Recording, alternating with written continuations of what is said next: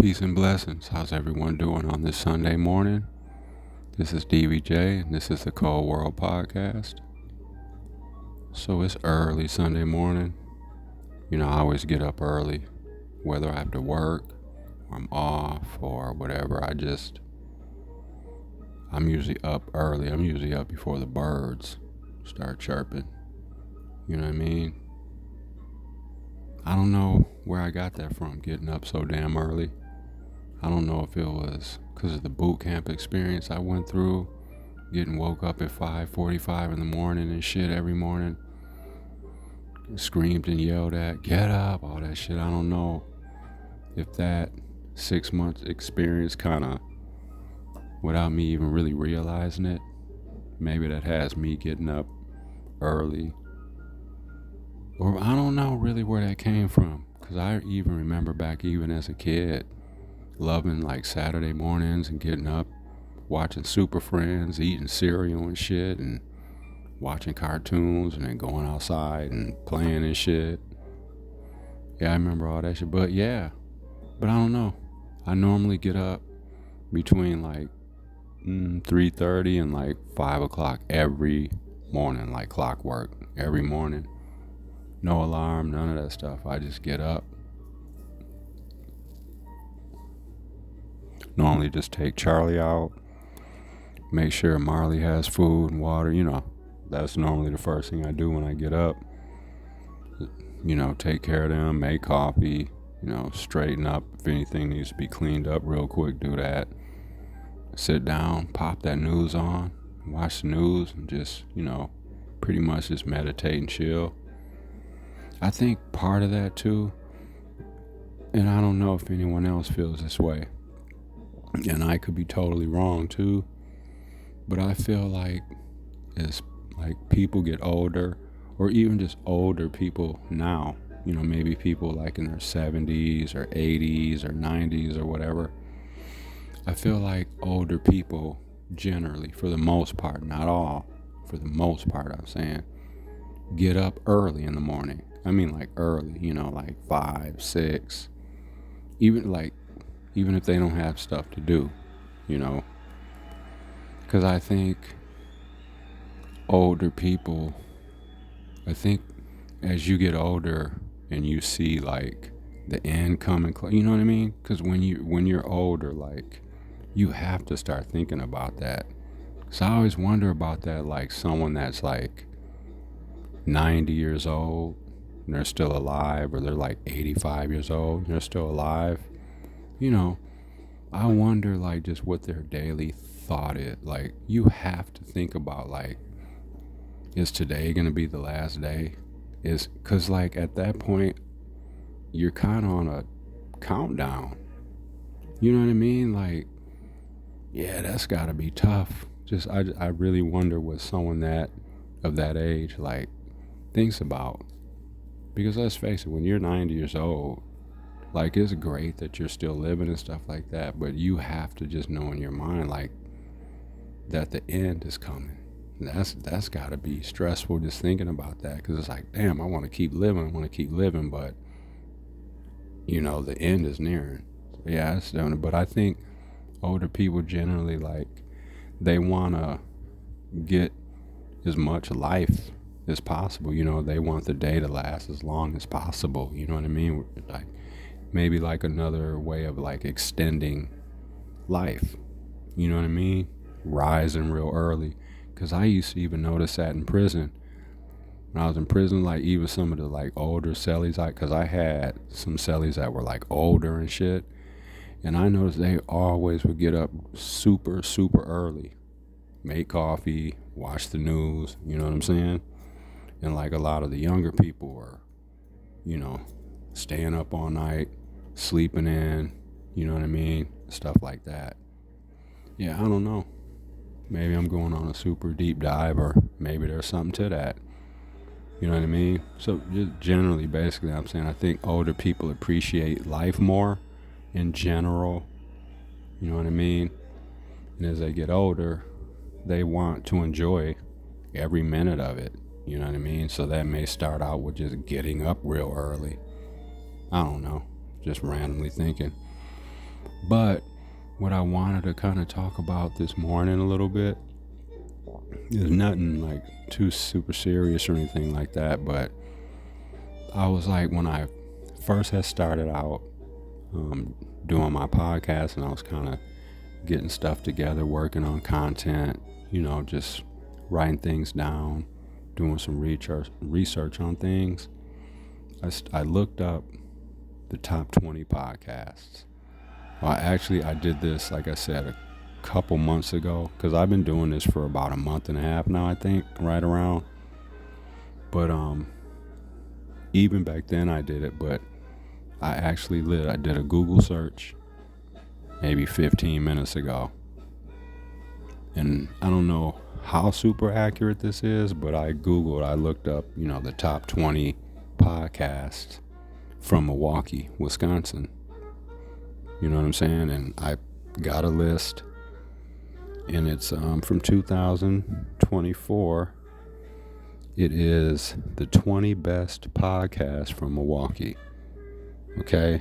And so as I went through them, I came across a lot of sports podcasts, and you know how much I love sports. I've said it on here. I absolutely love sports. Basketball, football, all that shit. I love sports. I don't think there's anyone that likes sports more than me. You know what I mean? But as I'm looking through the top 20 podcasts, Milwaukee, I'm scrolling down, like more than half of the top podcasts are sports themed podcasts, whether it's Bucks, Packers, Brewers. You know what I mean?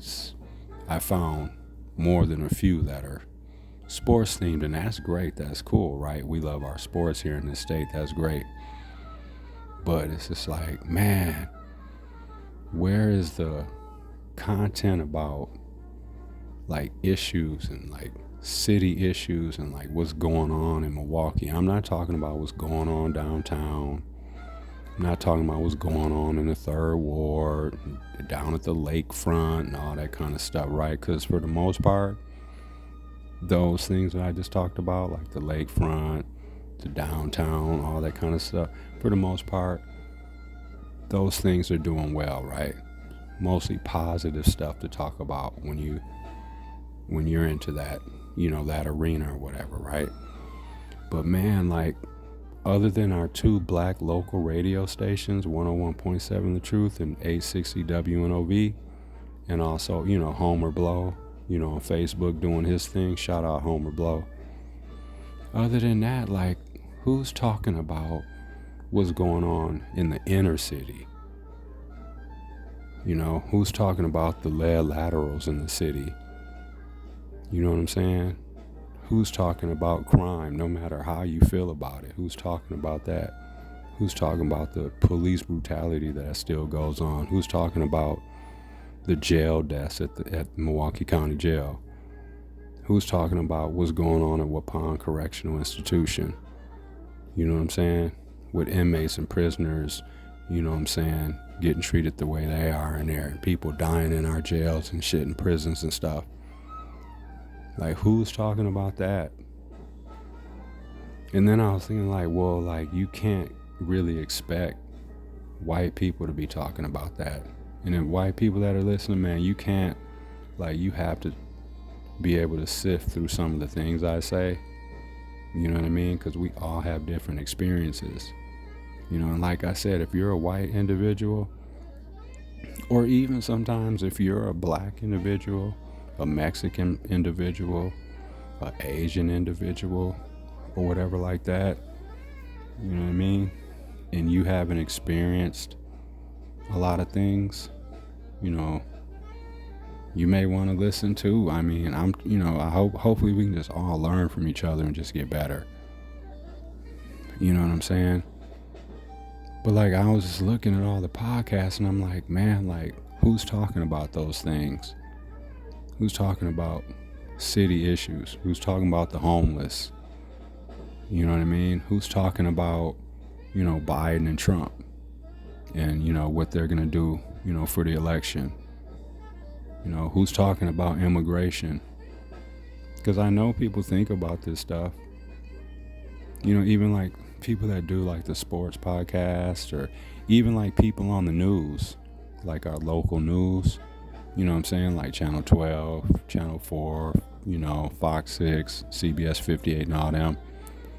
You know, like how do they feel about stuff?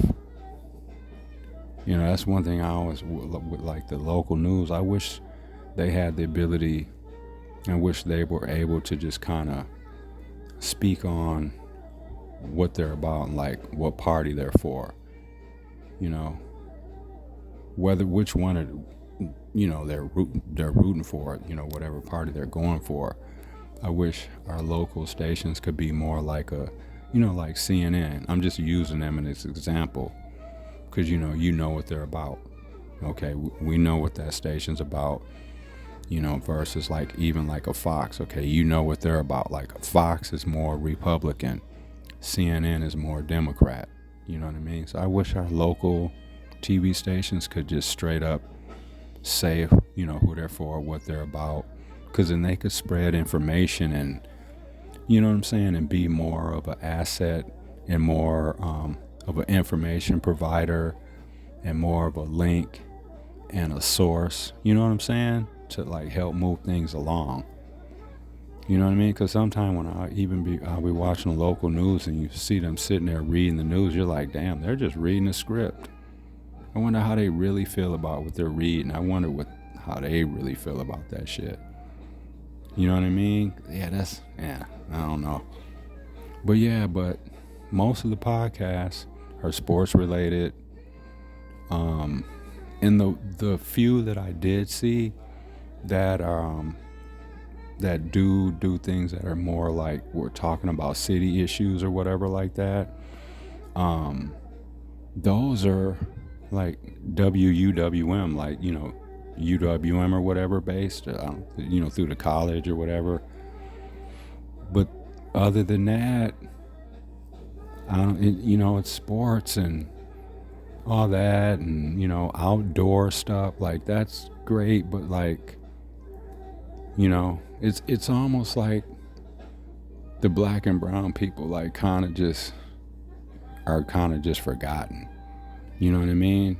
It's like we're just kind of walking amongst everyone else, just kind of trying to blend in and shit.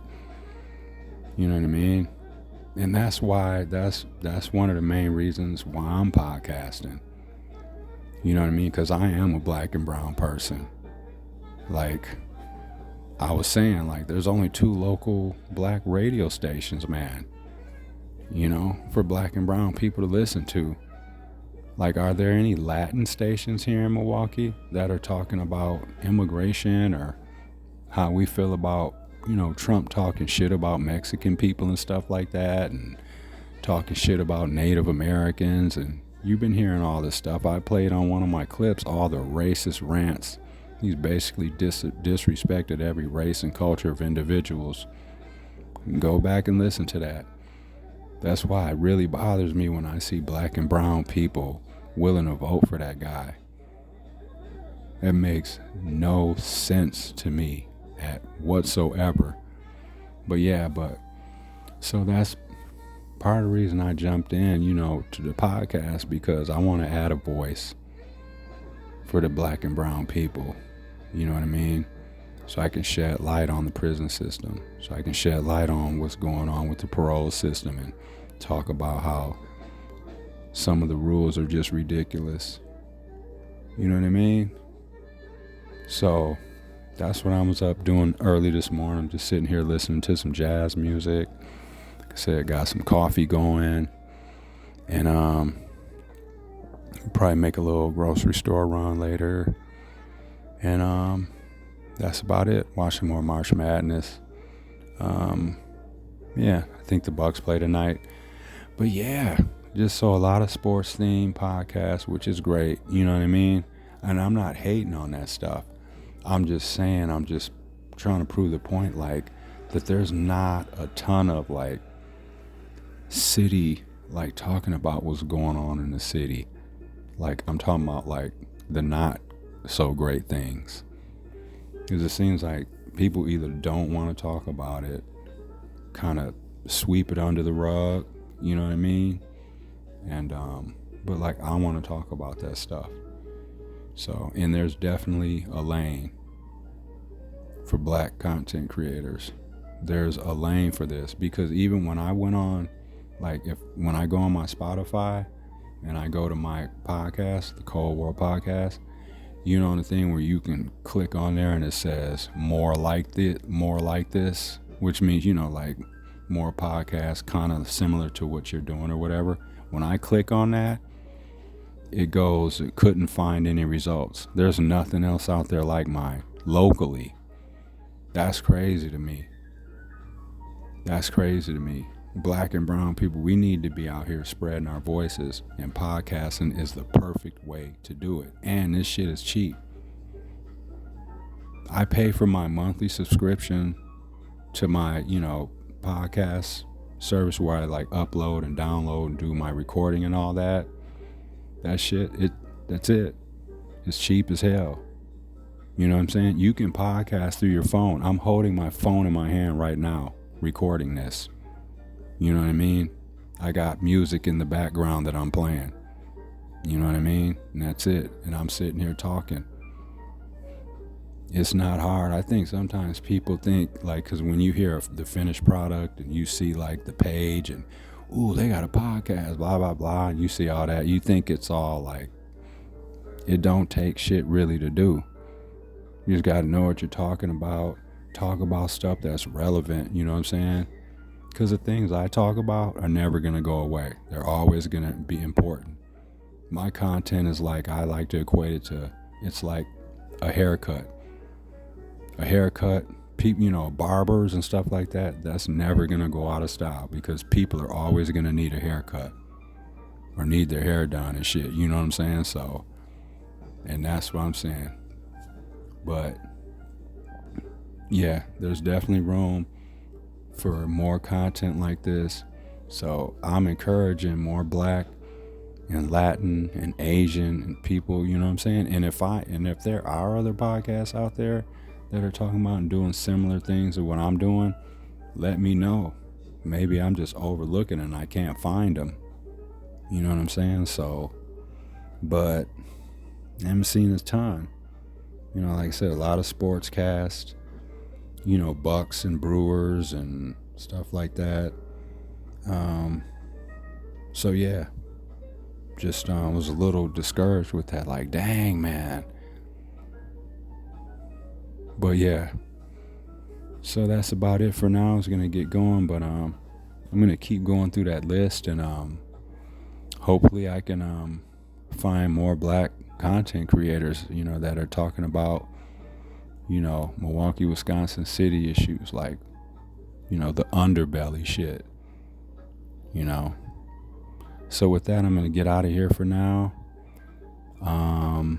Everyone enjoy the rest of your day, and do something good for somebody, and I'll check in with y'all in a couple of days.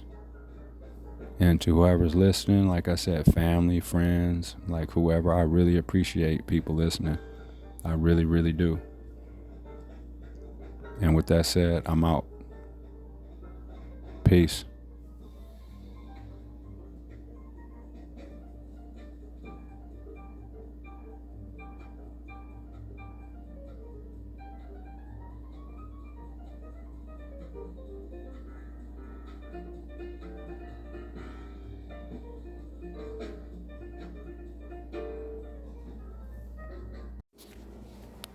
And that's my thing with that.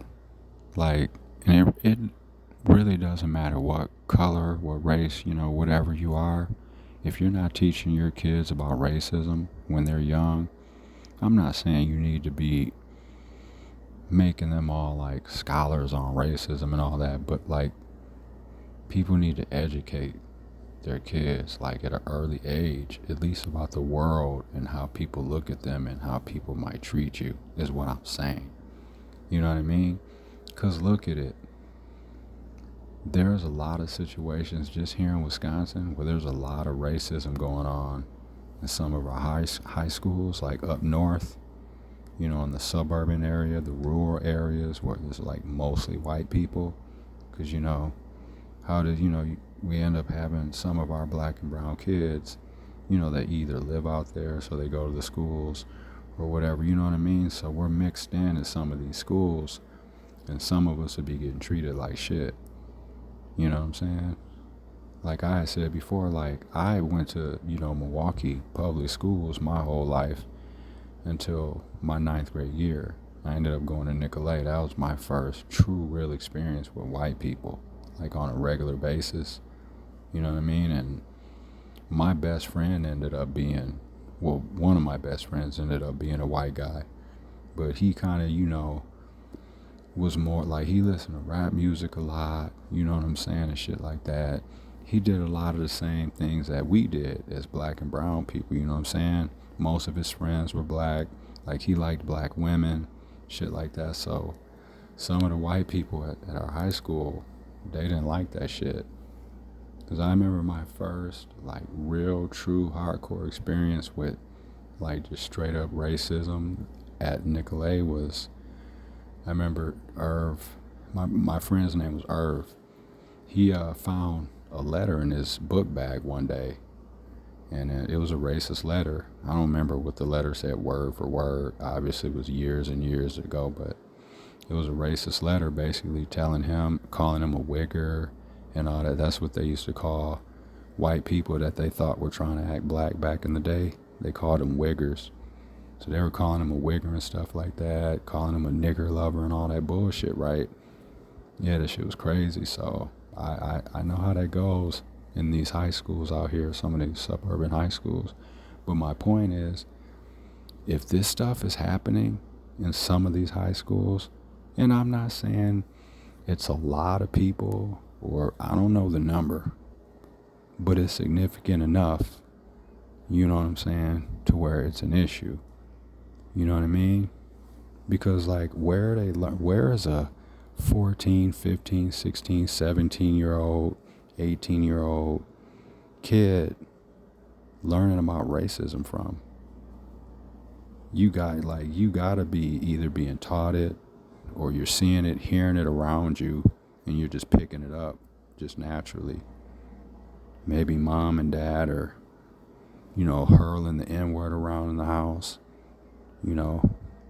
Maybe they calling, Giannis a nigger when he doesn't win the game or misses the shot.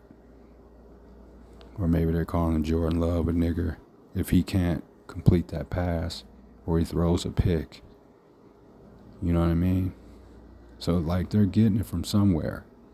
Because you don't just come out the pussy when you're born just hating people. That, that doesn't even seem possible. Like, right? So these kids are learning it from somewhere because, and what you have, like, an example too, I mean, this is on a very more extreme level, but like those January 6 rioters, right? 95% of them were white. So, like, one could say, because, like, white people are always telling black people, raise your kids, your kids are bad, you need to be better parents. Well, same thing for white parents, raise your kids better. Or you might end up with, like, January 6 rioters. I wouldn't say that a lot of those people were raised the best. Look at how they act. That's all attitude, right? Don't you get a lot of that from your parents when they're raising you? You know what I mean? Spoiled. What are January 6 rioters probably? What are some things you can probably guess about their attitudes and their personalities? Would be a pretty solid guess. They're fucking angry, irritable, impatient, you know what I mean? Thinking everybody's about to try to take something from them. Spoiled, entitled, probably were never told no, or not very much when they were kids. Probably given everything, you know what I mean? Probably kind of ran and controlled their households. They probably had guns. They probably had BB guns when they were like 10 years old. Their fathers started taking them to the gun range, teaching them how to shoot guns. As soon as they turned 18, they went and got a gun, all that kind of shit. There's a lot of white kids that do that shit. You know what I'm saying? So, white people, raise your kids better. You know what I'm saying? Just how you're always telling black people to raise our kids, and our kids are thugs and criminals and all that shit. Well, some of yours are too. That's all I'm saying. So, but yeah, that's why I played some of them clips, just to kind of make the point. You know what I mean? Like, man, this world is fucked up. That's why when I talk about race a lot, right? Like, you can almost interject race into a lot, or almost everything nowadays. Because like I was saying, especially when it becomes between like white and black people, there's always a potential for like a debate or something like that. You know what I mean? But yeah, so enjoy those clips. Well, not enjoy them, but I just hope I can just shed some light. You know what I mean? I'm not going to say to enjoy those clips. There's nothing to enjoy about that shit. But please listen to the clips, and maybe you can get something from them. Maybe you haven't heard about some of the stuff too. Because like I said, I live here in Milwaukee and Wisconsin and shit, and I know some people are listening in other states. So, but even if you're not from this state, the stuff is relatable. You know what I mean? You can just put it to your state or your state situation. A lot of the stuff is still relatable. Like when it comes to crime, you know, religion, parenting, just life shit, right? So yeah, with that, I just want to say thanks for whoever's listening to my podcast. I really do appreciate it. And like I said, I'll continue to talk about what's important to me and what I'm passionate about. And that's about it. So I'm going to get out of here for now and until the next one. Peace.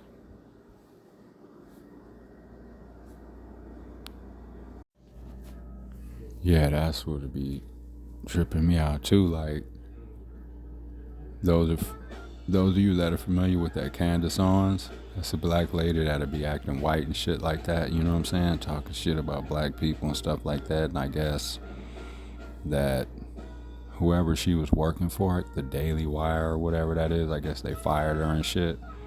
So now she's trying to, you know, come back home and try to, you know, act black and shit and stuff now. People don't want to have nothing to do with her. I understand, shit, fuck her.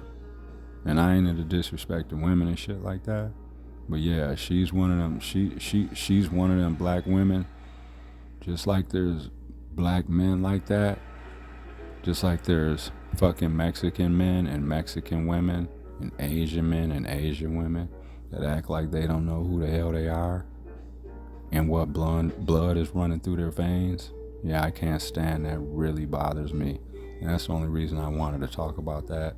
Because normally I wouldn't give Candace Owens any kind of... I wouldn't even waste my breath on her. Yeah, she's a waste of skin. I don't like her at all.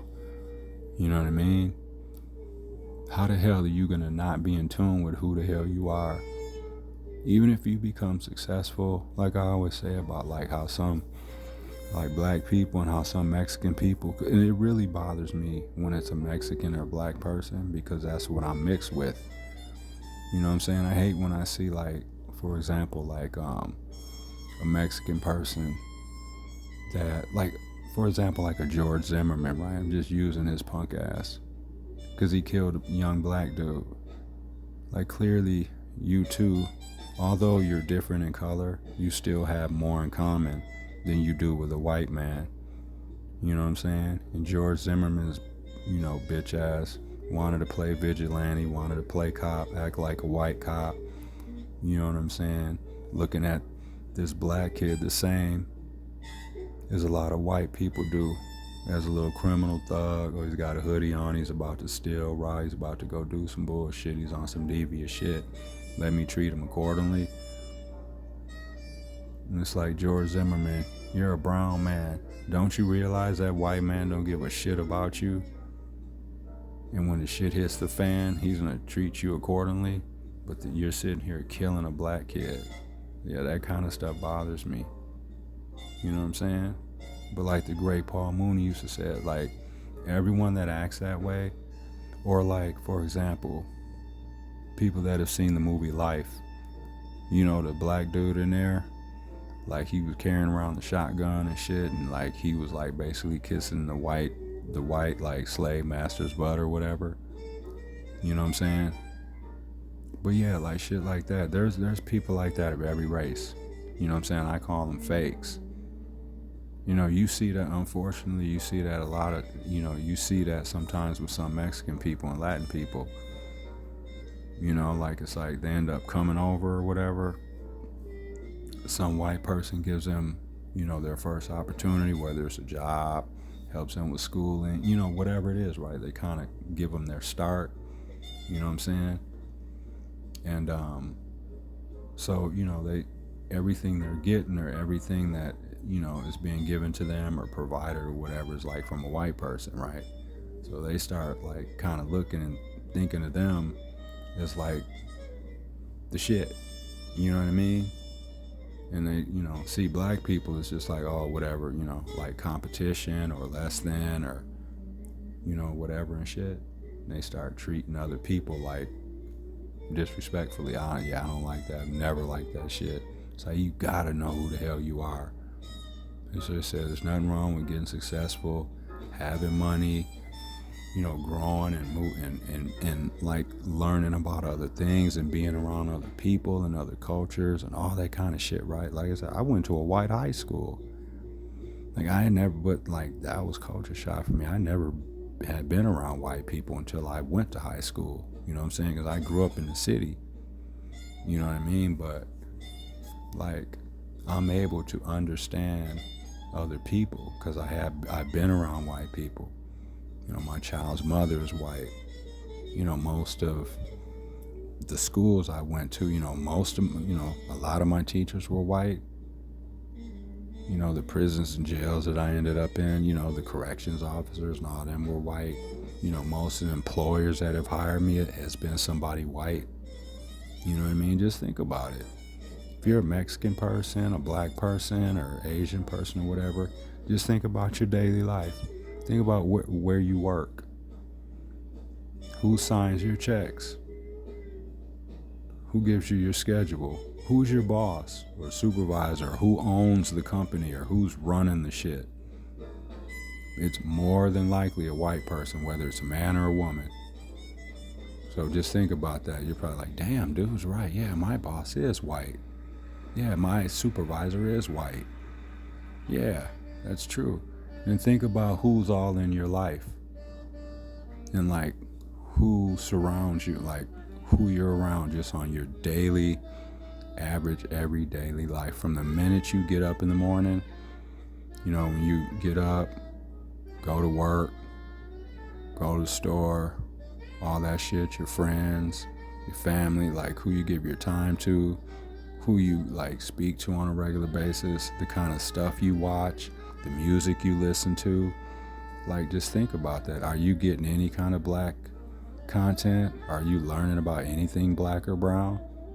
Just with what you do and where you go throughout your day? Because if you're a white person and most of your inner circle is white, most of the people you work with are white, most of the places you go to, there's mostly white people, your employer's white, where you go to exercise and work out at is white, where you go watch movies at is white, where you go shop at is white, where you go buy your car at is white. All, like everything, all of it, right? How are you getting immersed in understanding about other people, other cultures of people, when you're only coming in contact with them at the gas station, at the grocery store maybe, or maybe the one or two black people that may happen to work for where you work or work at where you work at? And I'm not saying that ain't for every situation. There's white people that work in mostly black spaces. But I shouldn't have to stop and say that. Because if you're not someone who I'm talking about or describing, then you should just, just be like, okay, well, that ain't me. You know what I mean? This don't apply to everyone. So, you know what I'm saying? That's one thing I hate, when you got to stop and be like, oh, well, all, and I don't mean all, and I didn't say, like, man, like, people should be able to sift through and realize, like, if I'm talking about something, if I'm like, well, white people do this or white people say that, or Asian people do this or they say that, or if I'm like, man, like white people are racist, that doesn't mean I'm saying every single white person on this earth is racist. Come on, man. That's basic common sense. I shouldn't have to stop, and say that and all that, man. We got brains in our heads, like, but yeah, so, but with kind of that kind of stuff, just really hoping, there's more black content out here, and just people talking about just black stuff and, and Mexican stuff and Latin stuff. I want to hear more people talking about how Mexico is California and how they came up here and took it. You know what I mean? A lot of that area out in the west, that's California, that was Mexico. Why do you think a lot of them places are called Santa, San Bernardino, Santa Clara, all that kind of stuff? Those are Latin names, man. Come on. But with that, I'm going to get on out of here. I'm going to go pour myself some more coffee and just go straighten up. I got a small load of clothes I'm going to throw in. And then, so do that. Probably be up for maybe like another hour or something. And then I'll probably just lay down, take a nap for a little bit, just re-energize. And then that's it. Get up and get ready for more March Madness. All right, I'm going to get out of here. Everyone enjoy the rest of your day and just remain teachable out here and just, that's it. To the next one. Peace.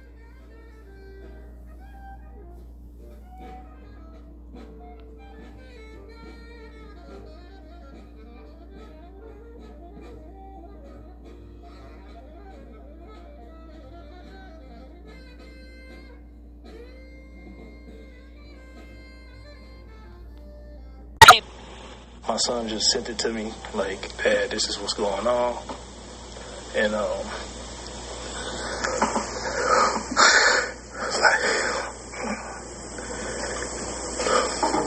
a father moved to tears, reliving trauma his son experienced. It really bothered me, for real. Santonio Martin sharing in front of the Arrowhead School Board what it was like seeing a photo of his son sitting at the lunch table with a racial slur written underneath. I brought him all the way here from Georgia just to play football for this program.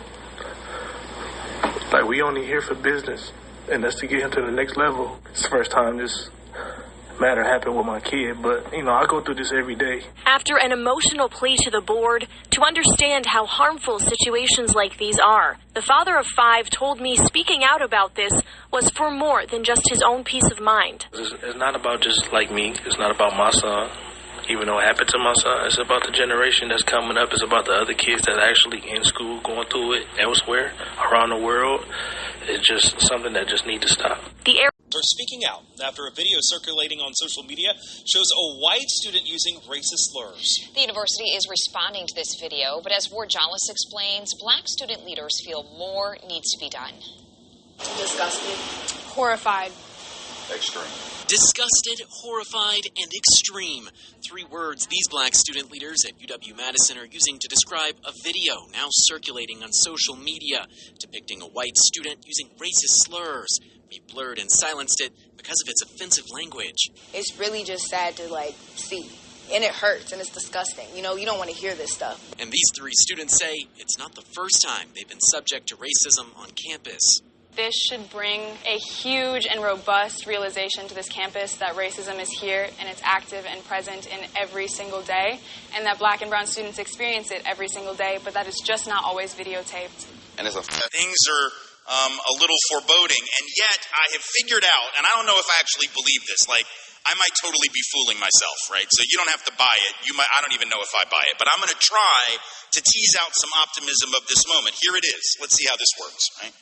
For the last 8 years, as I've gone around the country doing this work, talking about race in America, and not just myself, other people who do this work as well, for the last 8 years, we have been having to convince people, particularly to convince white Americans, that the issue of race and racism was even something we had to talk about, right? Because people were convinced we didn't have to talk about it anymore because a black man was president. And of course, how can we have a racism problem when a black man is president? Which of course is not something we would say about sexism in Pakistan just because a woman, Benazir Bhutto, became the head of that country not once but twice.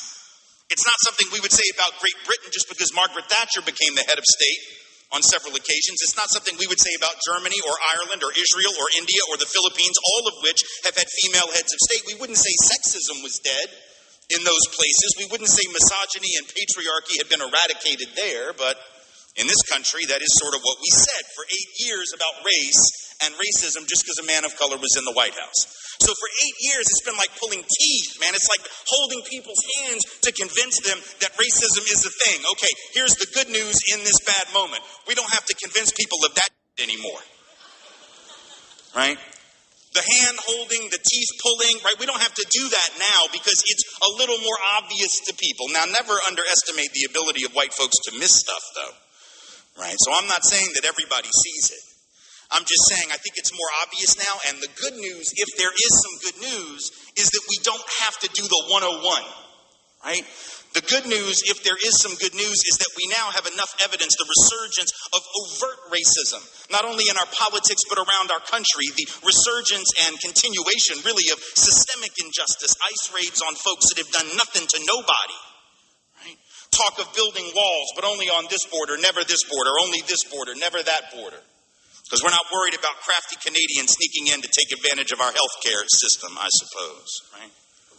So we have all of this overt resurgence of Islamophobia, overt resurgence of the othering of those who appear and seem or pray or speak differently than the dominant group. So unlike the last 8 years where we were in this sort of intermission period, right, we're sort of back to the continuation of a long-standing tradition. Now, some of y'all may remember back in the day, some of the older folks in the room will remember back when Sunday football, NFL football, used to only be on CBS.